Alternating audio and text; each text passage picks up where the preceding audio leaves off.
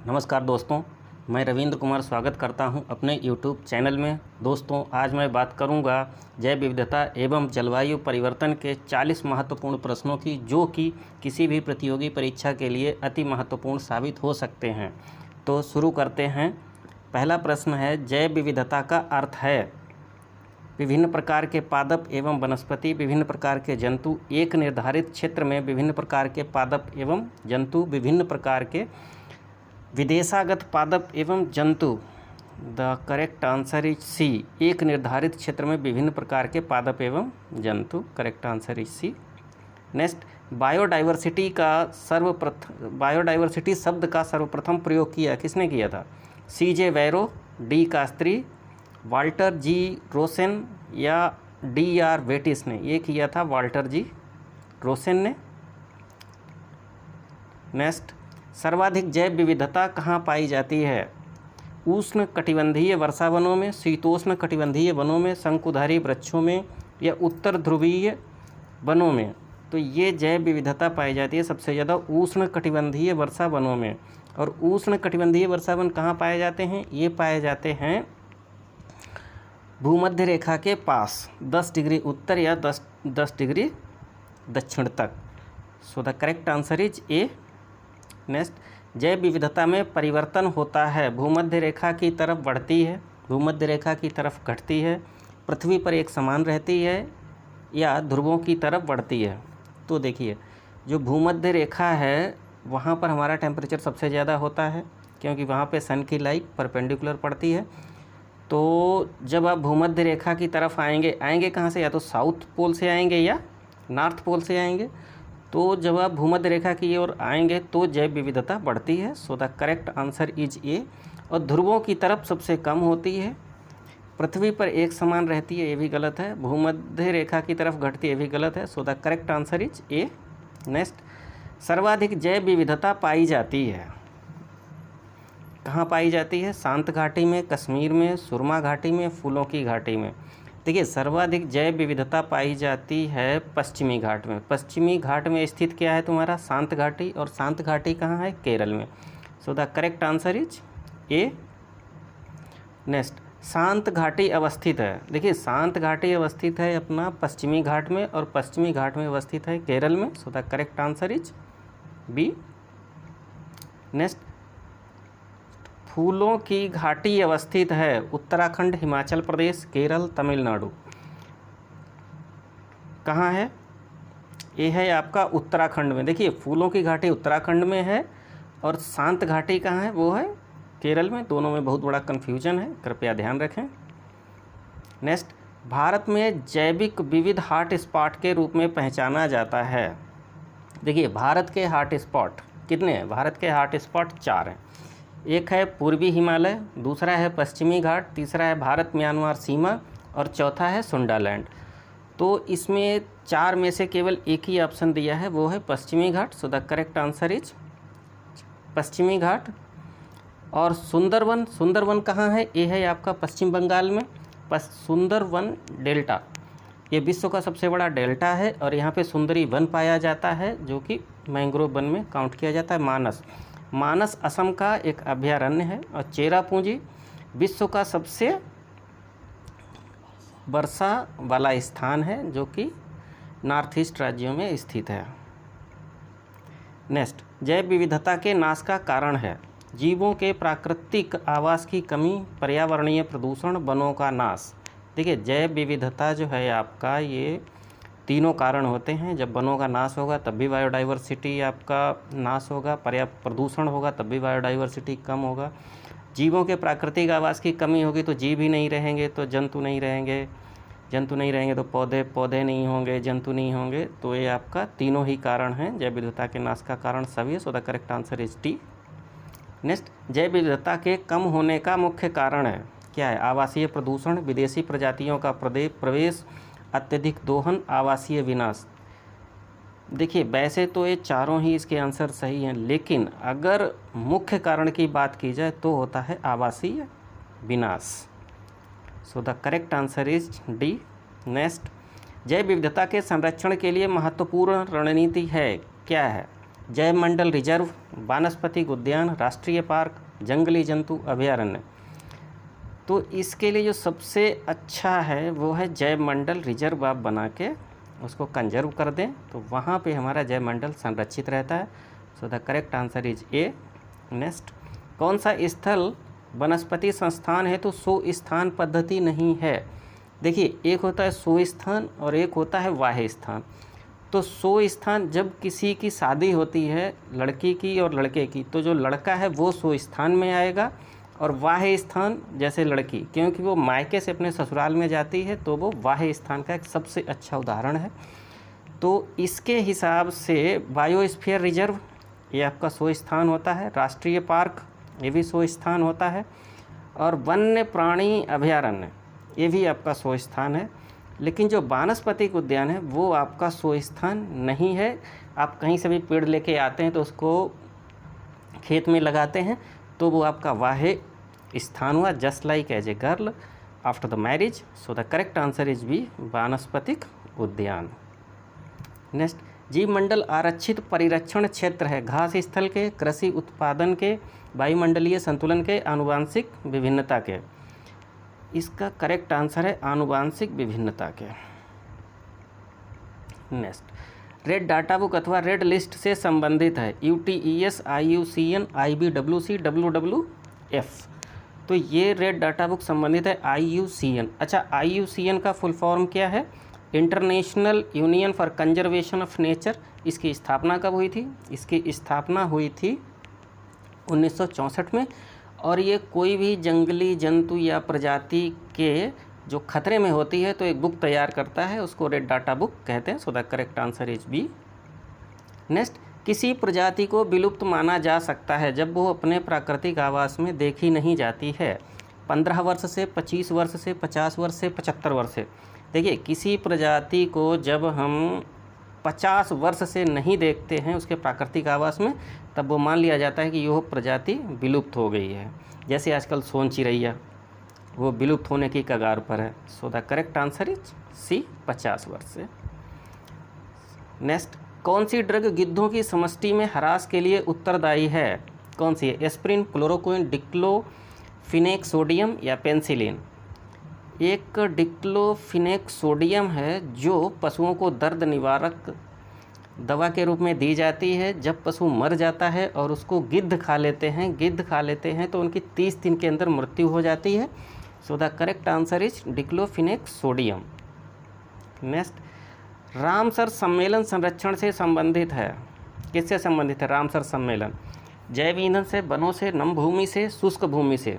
देखिए, जो रामसर सम्मेलन है ये 2 फरवरी 1971 को ईरान में रामसर स्थान पर हुआ था, इसलिए इसको रामसर सम्मेलन का नाम दिया गया है। और ये नम भूमि से है। नम भूमि को और क्या कहते हैं? आर्द्र भूमि भी कहते हैं, और in English it is known as wetland also. So the correct answer is C, नम भूमि से। वेटलैंड दिवस मनाया जाता है 2 फरवरी को, 2 अप्रैल को, 2 मई को या 2 मार्च को? तो वेटलैंड दिवस मनाया जाता है आपका 2 फरवरी को। नेक्स्ट, भारत की सबसे बड़ी अंतर्देशीय लवणीय आर्द्र भूमि है, कौन सी है? हरियाणा में है, गुजरात में है, मध्य प्रदेश में है, राजस्थान में। देखिए, ये है आपकी गुजरात में भारत की सबसे बड़ी, और प्रदेश की सबसे बड़ी कौन सी है गुजरात प्रदेश की? वो है कच्छ का रण। So the correct answer is B, Gujarat. भारतीय संसद द्वारा जैव विविधता अधिनियम कब पारित किया गया? भारतीय संसद द्वारा जैव विविधता नियम पारित किया गया था दिसंबर 2002 में। Very important. नेक्स्ट, जैव सुरक्षा बायोसेफ्टी का कार्टाजेना प्रोटोकॉल कौन सा मंत्रालय देखता है? विज्ञान एवं प्रौद्योगिकी मंत्रालय, स्वास्थ्य एवं परिवार कल्याण मंत्रालय, पर्यावरण एवं वन मंत्रालय, रसायन एवं वन मंत्रालय। So the correct answer is पर्यावरण एवं वन मंत्रालय। C is the right. Next, wetland international का मुख्यालय कहाँ है? लंदन, कनाडा, नीदरलैंड, रूस। तो वेटलैंड इंटरनेशनल का मुख्यालय है आपका नीदरलैंड। अच्छा, नीदरलैंड को हेग भी कहते हैं। हेग में अंतर्राष्ट्रीय न्यायालय का मुख्यालय है, और भारत के प्रथम अंतर्राष्ट्रीय न्यायालय के न्यायाधीश कौन रहे? वो रहे हैं Nagendra Singh. So this is the very important, correct answer is C. Next, सबसे लंबा जीवित वृक्ष है कौन सा? सबसे लंबा जीवित वृक्ष है सिकोया, जो संयुक्त राज्य अमेरिका के कैलिफोर्निया के पश्चिमी प्रांत में पाया जाता है। और यूकोलिप्टिस को आतंकवादी वृक्ष भी कहा जाता है। Both are the very very important. Next, किस पर्यावरण में जैव द्रव्यमान का वार्षिक उत्पादन न्यूनतम होता है? गहरे सागर, प्रेरी, पतझड़ी वन और टैगा प्रदेश। देखिए, जो हमारा पर्यावरण है वहाँ पर पादप की अधिकता होना अति आवश्यक है। तो गहरे पानी में पौधे तो होते नहीं हैं, और प्रेरी ये घास के मैदान होते हैं जो कि यूरोप में पाए जाते हैं। पतझड़ी वन जो मार्च या अप्रैल के महीने में जिनके पत्ते झड़ जाते हैं वो पतझड़ी वन कहलाते हैं। और टैगा प्रदेश ये ठंडे प्रदेशों में पाए जाते हैं। तो इसका करेक्ट आंसर इज ए गहरे सागर। नेक्स्ट, जैव विविधता दिवस मनाया जाता है, कब मनाया जाता है जैव विविधता दिवस? देखिए, वैसे तो 22 मई को विश्व जैव विविधता दिवस मनाया जाता है, लेकिन 29 दिसंबर 1993 को जैव विविधता पर राष्ट्रों द्वारा साइन किए गए थे। तो कुछ देश इसको 29 दिसंबर के रूप में जैव विविधता दिवस मनाते हैं। चूँकि यहाँ पर 22 मई नहीं दिया गया है, so the correct answer is 29 December A. Next, green house गैसों की संकल्पना की थी, किसने की थी? सीसी पार्क ने, JNN जेफर्स ने, जोसेफ फोरियर ने, एन जाबलर सो ग्रीन हाउस गैसों की संकल्पना की थी जोसेफ फोरियर ने, correct answer is C. Next, कौन एक वैश्विक ऊष्मन के लिए उत्तरदायी नहीं है?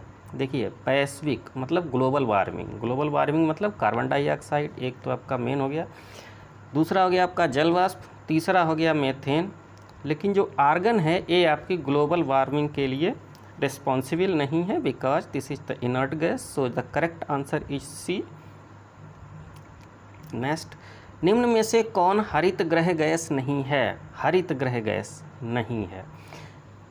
Carbon dioxide, sulphur dioxide, methane. देखिए, जो आपकी प्रमुख हरित गृह गैसें हैं उनमें है जलवाष्प है, कार्बन डाइऑक्साइड है,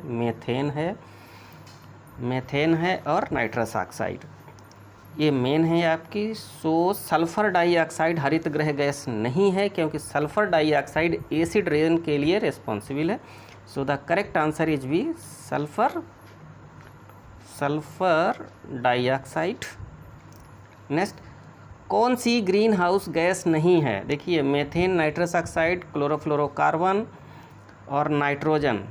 देखिए, जो आपकी नाइट्रोजन है ये ग्रीन हाउस गैस नहीं है। नेक्स्ट, जलवायु परिवर्तन का कारण है ग्रीन हाउस गैसें, ओजोन परत का संरक्षण, प्रदूषण। देखिए, climate change is happening by the 3 types, means green house gas, depletion of ozone layer and pollution. So all of these are correct, so the option is D. Next, कौन सी gas global warming के लिए ज़्यादा जिम्मेदार है? कौन सी gas? देखिए, nitrogen, methane, carbon dioxide, carbon monoxide. देखिए, आपकी जो गैस है वो सबसे ज़्यादा रिस्पॉन्सिबल है, वो है carbon dioxide. C is the correct answer. Next, वर्ष 2015 में जलवायु परिवर्तन सम्मेलन कहाँ हुआ था? ये हुआ था आपका पेरिस में। पेरिस कहाँ है? ये है फ्रांस की राजधानी। आज कार्बन डाइऑक्साइड के उत्सर्जन में सर्वाधिक योगदान करने वाला देश है। देखिए, कार्बन डाइऑक्साइड का जो एमिशन है वो सबसे ज़्यादा करने वाला देश है, वो है चीन। ये विश्व का 30% कार्बन उत्सर्जन करता है। नंबर 2 पर है संयुक्त राज्य अमेरिका, ये विश्व का 15% उत्सर्जन करता है। नंबर 3 पर है जापान, जो विश्व का 7%, और रूस लगभग 3 से 4% के बीच में आता है। So the correct answer is A, China. Next, किस देश को दुनिया में कार्बन नेगेटिव देश के रूप में जाना जाता है? अफ़गानिस्तान, बहरीन, भूटान, नेपाल। देखिए, भूटान को कार्बन नेगेटिव देश के रूप में जाना जाता है। C is the correct answer. Next, मानव की कौन सी क्रिया जलवायु से सर्वाधिक प्रभावित होती है? मत्स्य उद्योग, खनन, निर्माण, कृषि। देखिए, ये जो मानव की क्रिया है कृषि, ये जलवायु परिवर्तन से सबसे ज़्यादा प्रभावित होती है। और भारत एक कृषि प्रधान देश है जहाँ पर लगभग 70% आज भी जनसंख्या खेती में इन्वॉल्व है। तो सबसे ज़्यादा चिंता करने की बात भारत को है। तो कृपया जलवायु परिवर्तन पर ध्यान देने की आवश्यकता है आजकल देश को, आजकल और आने वाले समय में भी। तो सतत विकास, इसी के लिए सरकार द्वारा कई प्रोग्राम चलाए जा रहे हैं। So the correct answer is D, कृषि। कृषि is the correct answer. Bharat एक कृषि प्रधान देश है। नेक्स्ट, निम्न में से किससे जलवायु परिवर्तन का क्रायोजेनिक संरक्षण किया जाता है? किससे किया जाता है?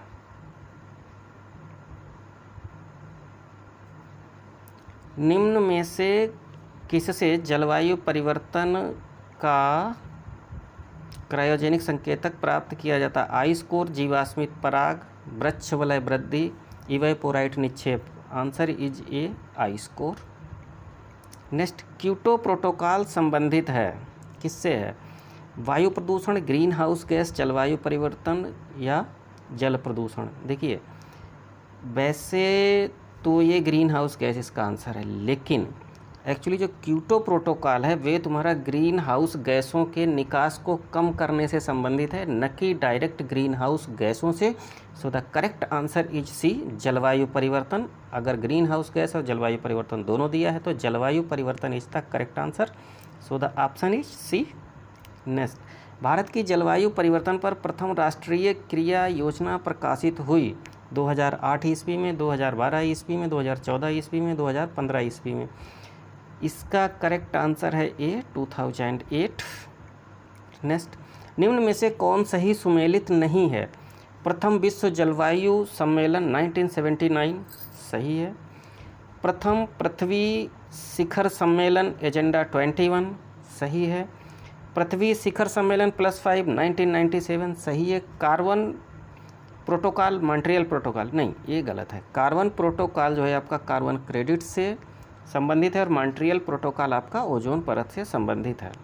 So the correct answer is D. Next, carbon credit का दृष्टिकोण इनमें से किससे शुरू हुआ? ये शुरू हुआ था आपका क्योटो प्रोटोकॉल से। अर्थ शिखर सम्मेलन ये आपका 1992 में रियो डी जनेरियो में हुआ था। मॉन्ट्रियल प्रोटोकॉल आपका ओजोन परत संरक्षण से संबंधित है। और G8 एक शिखर सम्मेलन है जो विकसित देशों का एक समूह है जिसे G8 कहा जाता है। तो दोस्तों, ये थे 40 महत्वपूर्ण प्रश्न। यदि अच्छा लगे तो शेयर करें, कमेंट करें, लाइक करें, सब्सक्राइब करें और सब्सक्राइब करने के बाद बेल आइकन ज़रूर दबा दें। धन्यवाद।